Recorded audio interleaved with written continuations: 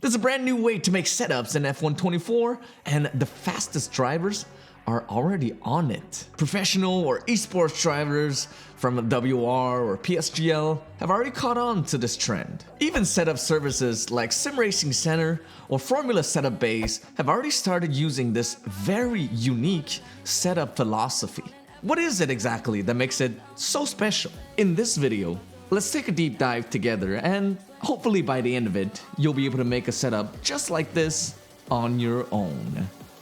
If you've been lurking in any F1 related Discord servers, maybe in Jarno Opmir's Pogmir Academy or in Formula Kai's Setup Cuisine, you might have seen setups like this floating around.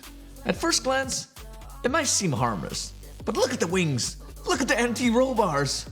What the hell is that? How does this even work?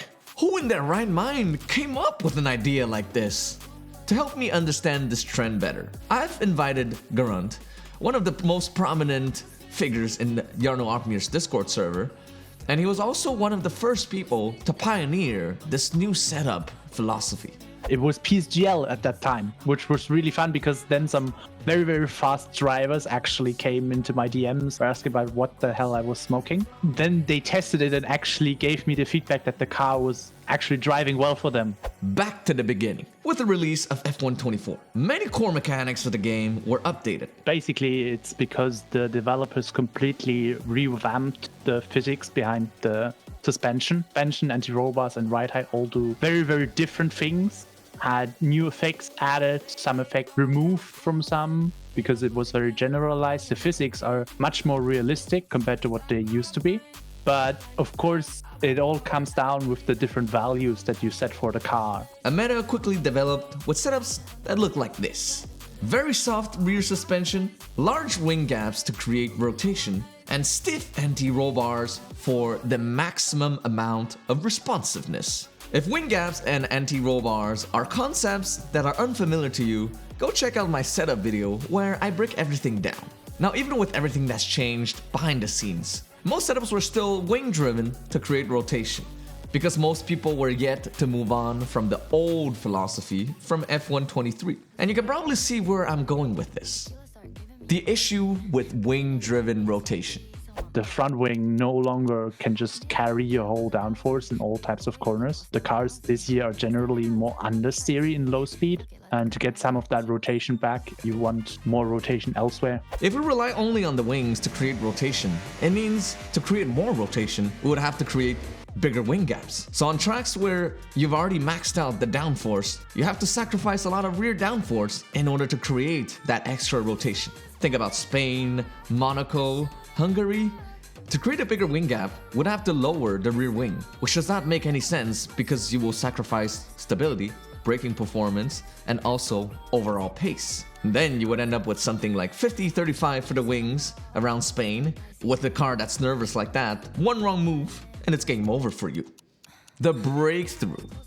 One day, while practicing for a league race around Spain, Grund, while loading up his setup, actually inverted two settings. I actually confused two settings. So I wanted to run 41 with 5 rear suspension and then 21 roll bars. And I accidentally ended up running 41 suspension with 5 21 roll bars. The result is something that was completely undrivable. But for the first time, Grund felt something.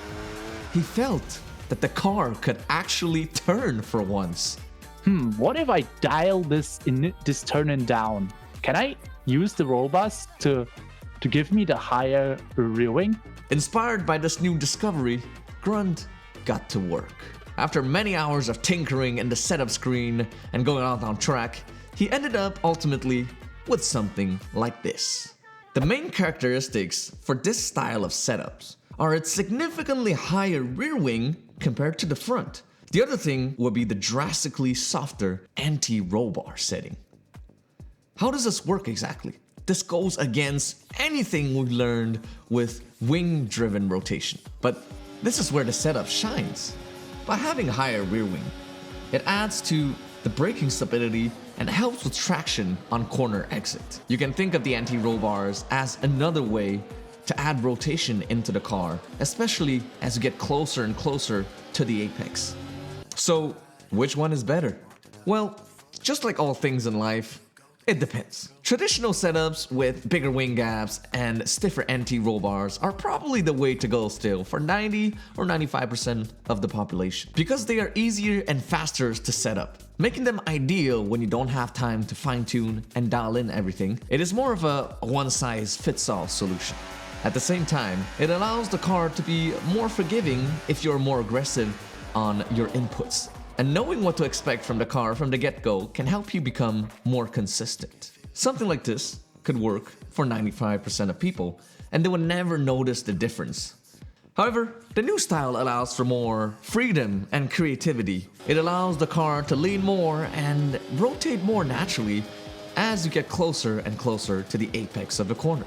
It's ideal on tracks where high downforce is a must, and on tracks with a lot of long, winding corners.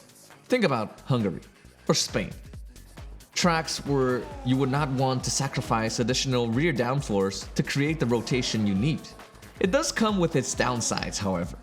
One of them being that it is extremely complex to set up, and it would take a lot of time to find the right setting that works for you.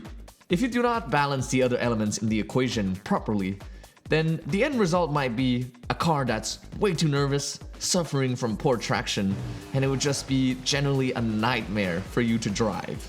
Some tracks, such as Monza, would still be favored by the traditional method with a 21-21 stiffer anti-roll bar. Tracks like Suzuka, however, would benefit from roll bar assistance. Still the first sector in the S's. You would have to sacrifice too much rear wing to create the rotation you need. It will make the car very nervous. So, how do you make this setup for yourself? Well, it's simple, and we're gonna follow Grund's method. First, head into time trial and establish a stable baseline. Find the right wing combination and the right anti-roll bar settings. Adjust the anti-roll bars to your liking. Do you need more rotation as you approach the corner? Soften the anti-roll bars. Do you wish to reduce the amount of rotation you'd experience as you put on more and more steering lock? Make the anti-roll bars stiffer. After all that's done in time trial, head into Grand Prix mode where you get to test the setup in race conditions. Are the wings good? How high can you go in terms of rear wing? How low can you go in terms of rear wing and still maintain pace? How are the suspension settings? Most of the time we want to keep the front at 41, but for some tracks, especially those with curbs where you need to find more consistency, you can actually soften the front suspension in order to create better stability for yourself. How are the rear suspension settings? Do you need to soften them for more low-speed corners, or do you need to stiffen them because the track has more high-speed corners? Finally, adjust the ride height settings to avoid bottoming out, especially under heavy fuel load. If you bottom out, the plank of the car might be scrubbing too much against the surface of the track. If your front bottoms out, then your car might refuse to turn mid-corner. If your rear bottoms out, then you might experience excessive scrubbing down a straight, which reduces your top speed. In the end, a lot of things has changed in the back end to allow this freedom of expression when it comes to setups. So play around, and as Grund would say, be confident in yourself. If you driving gives you the feeling that this setup doesn't work for you, then change it the way that you think you want it to be changed. Just because I put a setup in the sheet doesn't mean that the setup is good for you. If you yeet the car in the corner, just increase the front anti-roll bars until it's fine for you.